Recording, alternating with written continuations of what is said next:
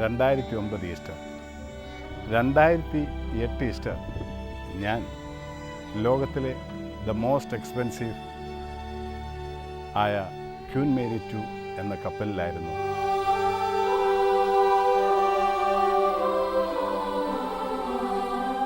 ഇപ്പോൾ ഈ വർഷം ഞാൻ ഈസ്റ്റർ ആഘോഷിക്കുന്നത് മൂവാറ്റുപുഴയാറിൽ പിറവം നദിയിൽ അമൃത TV-യോടൊപ്പം. ഈസ്റ്ററിൻ്റെ മംഗളങ്ങൾ, ആശംസകൾ എല്ലാവർക്കും നേർന്നുകൊണ്ട് ക്യൂൻ മേരി 2-ലെ എൻ്റെ യാത്ര ഓർമ്മയിലേക്ക് ഞാൻ കൊണ്ടുവരികയാണ്.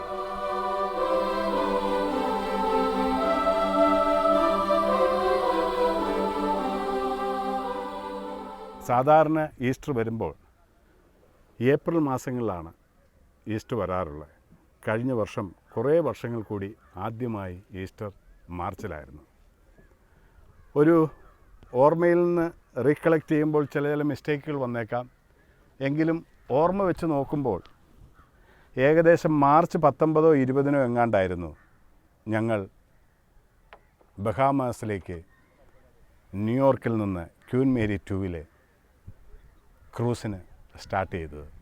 ഞാനും 14 പേരും. ആ ദിവസങ്ങൾ ആനന്ദത്തിൻ്റെ, സന്തോഷത്തിൻ്റെ, സുഹൃത്ത് ബന്ധത്തിൻ്റെ ദിവസങ്ങളായിരുന്നു.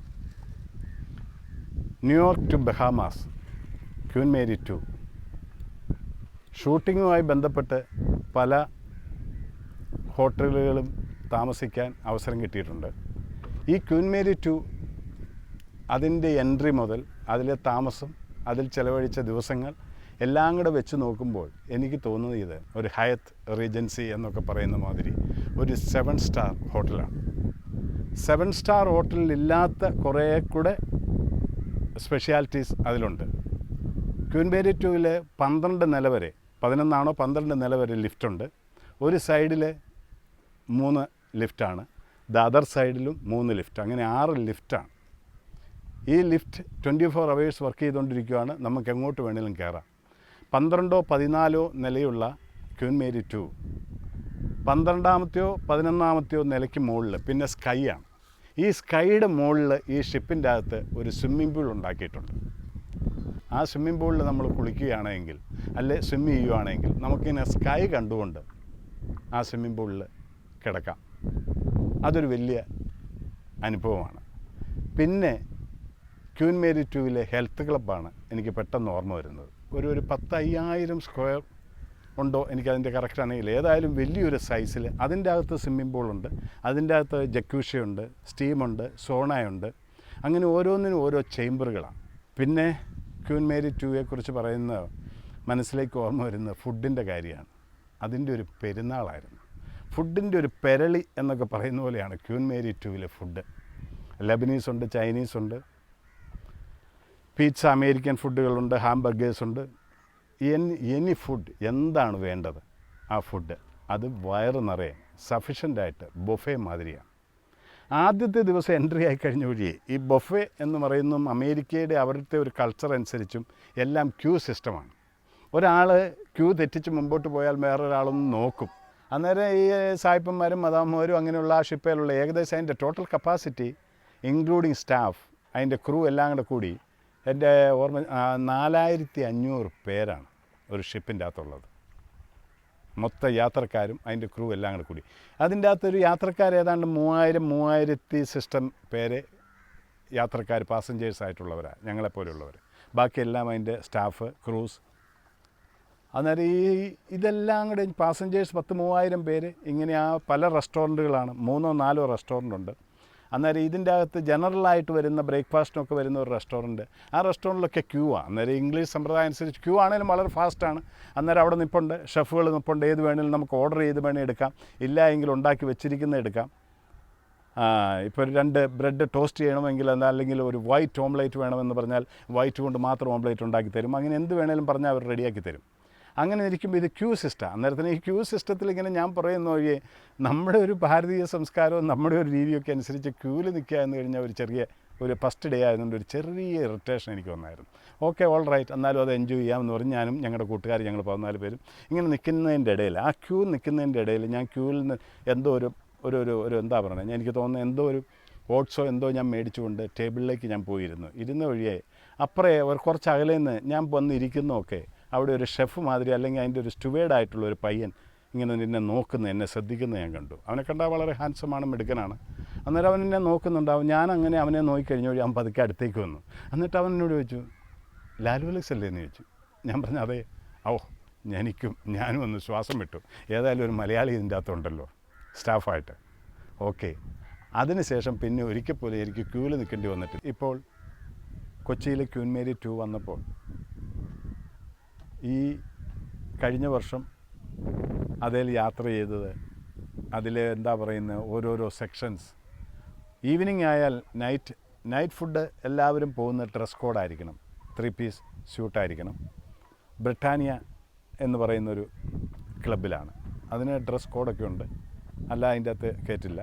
അതൊക്കെ നേരത്തെ എന്നോട് പറഞ്ഞ് മനസ്സിലാക്കിയതുകൊണ്ട് ഞങ്ങളെല്ലാവരും ഫുൾ സ്യൂട്ടിൽ തന്നെയായിരുന്നു ആ റെസ്റ്റോറൻറ്റിൽ. ക്വീൻ മേരി 2 നമ്മൾ അത് എൻട്രി ആകുമ്പോൾ തന്നെ ഭയങ്കരമായ സ്ട്രിക്റ്റ് ഒബ്സർവേഷനാണ്. നമ്മളുടെ എല്ലാ കാര്യങ്ങളും, നമ്മളുടെ മൂവ്മെൻറ്റ്സ് എല്ലാം ഒബ്സർവ് ചെയ്തു. ഇതിൻ്റെ അകത്തൊരു ഫ്ലൈറ്റിൽ കയറി ടേക്ക് ഓഫിന് വേണ്ട ആവശ്യങ്ങളുള്ള പോലെ അതിൻ്റെ ഡെമോൺസ്ട്രേഷൻ എല്ലാം ഉണ്ട്. അതെല്ലാം കഴിഞ്ഞ് കഴിഞ്ഞാൽ ഈ ഷിപ്പ് മൂവ് ചെയ്യാണ്. ഈ ഷിപ്പ് മൂവ് ചെയ്യുന്ന സമയത്ത് മാത്രമേ ഒരു ചെറിയൊരു അനക്കം എന്തെങ്കിലും തുടങ്ങും. അതിനുശേഷം കർട്ടനോട് നമ്മൾ താമസിക്കുന്ന അവിടെ ഡബിൾ റൂമുണ്ട്, സ്വീറ്റ് റൂമുണ്ട്, സിംഗിൾ ഒക്യുപ്പൻസി റൂമുണ്ട്. എല്ലാം വളരെ വളരെ എന്താ പറയുക, ഹൈലി പോസ്റ്റ്, വിത്ത് TV, മ്യൂസിക് സിസ്റ്റം, എല്ലാ സൗകര്യങ്ങളും. ഞാനൊരു ഡബിൾ റൂമിൽ ഒരു അനിയനായിരുന്നു എൻ്റെ റൂംമേറ്റ്. അന്നേരം ഞങ്ങളൊരു ഡബിൾ റൂമിലായിരുന്നു. അന്നേരം ആ കർട്ടനോട് ഇട്ട് കഴിഞ്ഞാൽ പിന്നെ ഇത് ഷിപ്പിലാണെന്നേ നമുക്ക് ഫീൽ ചെയ്യില്ല. കർട്ടൻ മാറ്റി കഴിയുമ്പോഴാണ് നമുക്ക് മനസ്സിലാവുന്നത് എത്ര നോക്കത്താത്ത ദൂരം മുഴുവനും കടലായിരിക്കുവാണ്. അതൊരു ഭയങ്കര കാഴ്ചയാണ്, അതൊരു ഭയങ്കര അനുഭവമാണ്. അങ്ങനെയുള്ളൊരു യാത്രയാണ്. അതിനൊരു സിറ്റ് ഔട്ടുണ്ട് എവരി റൂമിനും.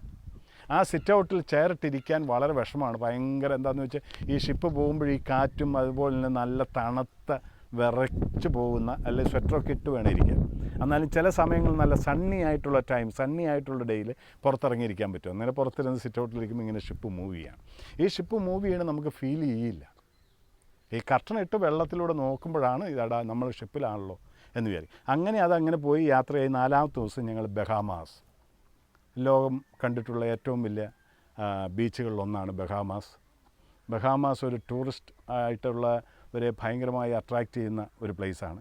ഈ ബഹാമാസിൻ്റെ അകത്ത് അവിടെ പോയി പോർട്ട് ചെയ്തതിന് ശേഷം കടലിൽ നിന്ന് കുറച്ച് ദൂരെ കരയിലേക്ക് എടുക്കണമെങ്കിൽ നമുക്ക്, എന്നിട്ട് ഇതിൻ്റെ അകത്ത് ഏറ്റവും വലിയ രസം തോന്നിയത് ഈ ഷിപ്പിൽ നിന്ന് ഇറങ്ങിയിട്ട് ഈ ഷിപ്പിൽ തന്നെ ഏകദേശം 14 ചെറിയ ബോട്ടുകളുണ്ട്. അപ്പുറം ഇപ്പുറം ഇതിൻ്റെ അപ്പുറം ഇപ്പുറമായിട്ട് 7 ഇവിടെ 14 എണ്ണമാണ് പവർഫുൾ ബോട്ട്സ്. ആ ബോട്ട്സ് എല്ലാം ഇങ്ങനെ 12 നിലയിലും 8 നിലയിലൊക്കെ ഇങ്ങനെ സ്റ്റോർ ചെയ്ത് വെച്ചിരിക്കുകയാണ്. അത് കഴിഞ്ഞ് ഓപ്പറേറ്റ് ചെയ്ത് ടാക്ക് വെള്ളത്തിലേക്ക് വന്ന് വീഴുന്നു, ഇവിടുന്ന് വീഴുന്നു, ഇങ്ങനെ വീഴുന്നു. ഇത് നമ്മൾ ഓരോ ലിഫ്റ്റിൽ ഡൗണിൽ പോയിട്ട് അതിൻ്റെ 2nd ഫ്ലോറിലാണ് തോന്നുന്നു, മേ ബി ഫസ്റ്റോ 2nd ഫ്ലോറിൽ പോയിട്ട് ഔട്ട് എക്സിറ്റ് എടുത്തിട്ട് അവിടുന്ന് ഗൈഡൻസ് നിന്നുകൊണ്ട് അവിടെയും സെക്യൂരിറ്റി ചെക്കെല്ലാം ചെയ്തിട്ട് നമ്മൾ ആ ഷിപ്പിൽ ഇറങ്ങുകയാണ്. ആ ഷിപ്പിൻ്റെ അകത്ത് ഒരു 5-6 പേരായി കഴിഞ്ഞാൽ ഞാൻ സ്പീഡ് ലോൺ സ്റ്റാർട്ട് ചെയ്യുകയാണ്. അതിൻ്റെ ഡ്രൈവർ ടാക്ക് എന്ന് പറഞ്ഞിങ്ങനെ എടുത്തു നേരെ ബീച്ചിൽ കൊണ്ട് നിർത്തുവാണ്. അവിടെ നമ്മൾ ഇറങ്ങിക്കഴിയുമ്പം എന്താ പറയുന്നത്, ശരിക്കും ഒരു ദ്വീപ് മാതിരിയുള്ളൊരു സ്ഥലം. കുറേ ഭൂമിയായിട്ടുണ്ട്, പക്ഷേ എങ്കിലും നമ്മളുടെ ഒരു ഐ പോയിൻറ്റിൽ ഒരു 1/3 3 വശവും വെള്ളം.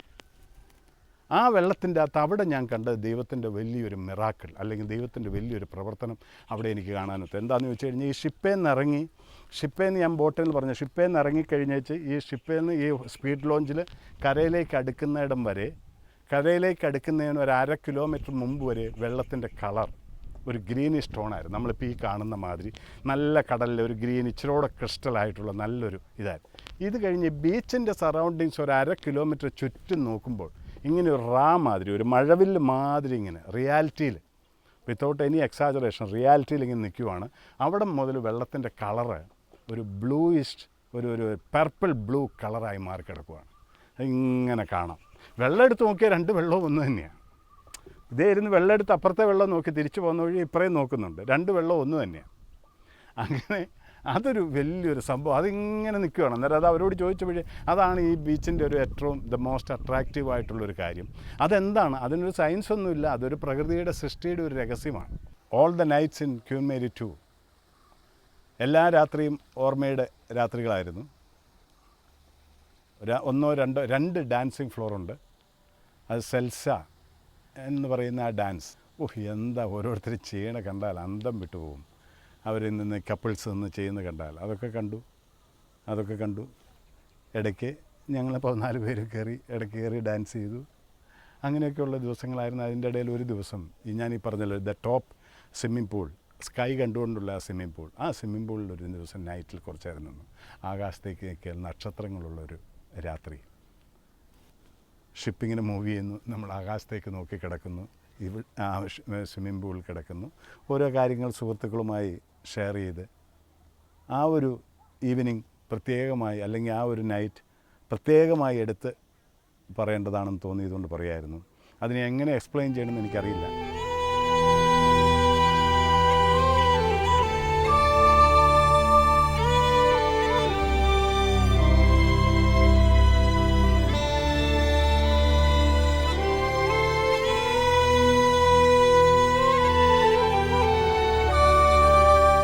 കഴിഞ്ഞ 2008 ഈസ്റ്ററിൻ്റെ എല്ലാ ദിവസവും ഈ ക്വീൻ മേരി 2-ലായിരുന്നു. പെസഹ വ്യാഴം കയറിയ പെസഹ വ്യാഴാഴ്ച രാവിലെ ഹോളി മാസ് ഉണ്ടായിരുന്നു. ഷിപ്പിൻ്റെ അകത്തൊരു പള്ളിയുണ്ട്, ഷിപ്പിൻ്റെ അകത്തൊരു ചർച്ചുണ്ട് ഈ ക്വീൻ മേരി 2-ൽ. പെസഹ വ്യാഴാഴ്ച ഹോളി മാസ് ഉണ്ടായിരുന്നു. ദുഃഖവെള്ളിയാഴ്ച ഹോളി മാസ് ഉണ്ടായിരുന്നു. ദുഃഖശനി ഉണ്ടായിരുന്നു. ഈസ്റ്ററിന് സ്പെഷ്യൽ മാസ് ഉണ്ടായിരുന്നു. ഇതെല്ലാം ഈ ഷിപ്പിലുണ്ടായിരുന്നു. അന്നേരം ഇതിൻ്റെ അകത്ത് ഈ ഷിപ്പിലെ യാത്രക്കാരിൽ ഒരു ഒട്ടും മുക്കാൽ പങ്കും ആ ഷിപ്പ് ഇതിൻ്റെ അകത്തുണ്ടായിരിക്കുന്ന പള്ളിയിലെ കപ്പാസിറ്റി എൻ്റെ ഒരു ഏകദേശം ഒരു ഐഡിയ എൻ്റെ വെച്ച് നോക്കുകയാണെങ്കിൽ മേ ബി ഒരു 1500 ആൾക്കാർക്കെങ്കിലും ഇരുന്ന് ഹോളി മാസ് അറ്റൻഡ് ചെയ്യാനുള്ള എല്ലാ സൗകര്യങ്ങളോട് കൂടിയിട്ടുള്ള ഒരു ഷിപ്പ് അതിൻ്റെ അകത്തുണ്ടായിരുന്നു.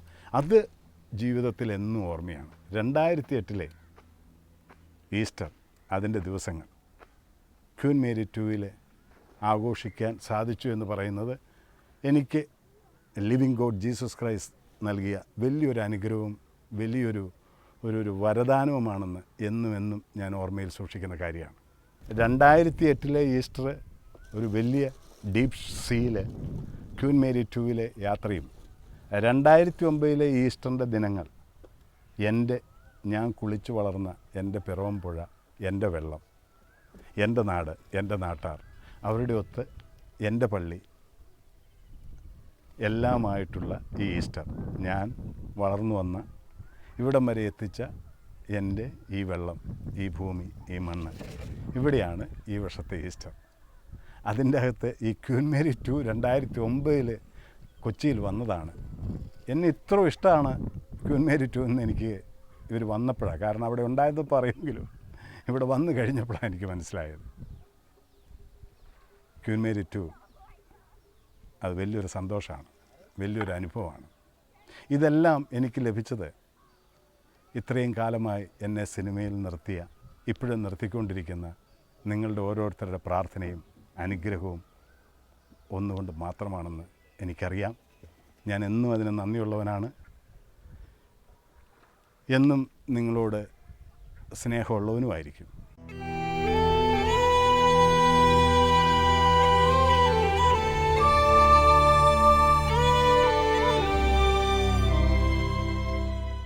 ഈ കാണുന്ന പള്ളി പിറവം വലിയ പള്ളി. പിറവത്തിൻ്റെ പൗരാണികം എത്രയുണ്ടോ അത്രയുമുണ്ട് പിറവം വലിയ പള്ളിയുടെയും പൗരാണികത, സവിശേഷത. ഞാൻ താഴത്തെ പള്ളിയാണ്, പിറവം കത്തോലിക്ക പള്ളി, ഹോളി കിങ്സ് കാത്തലിക് ചർച്ച്. പക്ഷേ ഒരു കാലത്ത് ഞങ്ങളെല്ലാവരും ഇവിടെ ആയിരുന്നു എന്നാണ് പൂർവികർ പറയുന്നത്. ഇതിന് ശേഷം അങ്ങോട്ട് മാറിയതാണ് പോലും.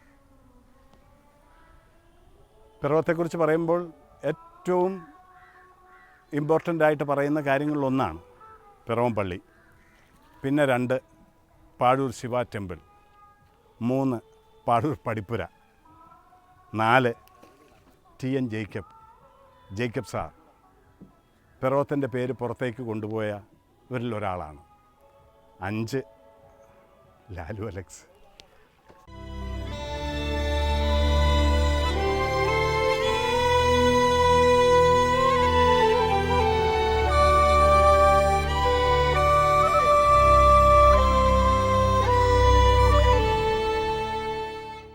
ഈ ഈസ്റ്റർ ദിനത്തിൽ ലോക നന്മയ്ക്ക് വേണ്ടി ദുഃഖിതർക്കും ദരിദ്രർക്കും പീഡിതർക്കും വേണ്ടി പ്രവർത്തിക്കുന്ന മാതാ അമൃതാനന്ദമായി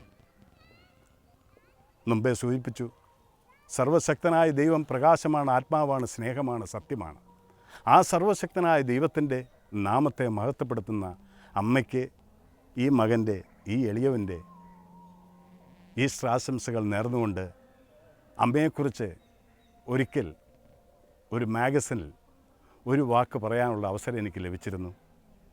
ഫിലിം ഫെറ്റേണിറ്റി അവാർഡ് ആദ്യമായി സംഘടിപ്പിച്ചുള്ള അതിലെ സപ്പോർട്ടിംഗ് ആക്ടർ എനിക്ക് തന്നിരുന്നു.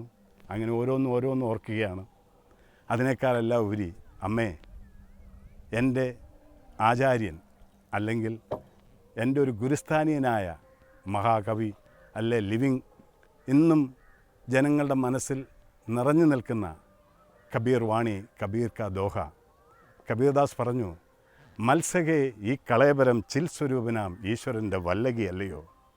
തൃക്കരം അതിൻ കമ്പിയൊന്ന് മീട്ടിയാൽ ഉദ്ഗളിക്കുന്നു വിശ്വഗാനാമൃതം.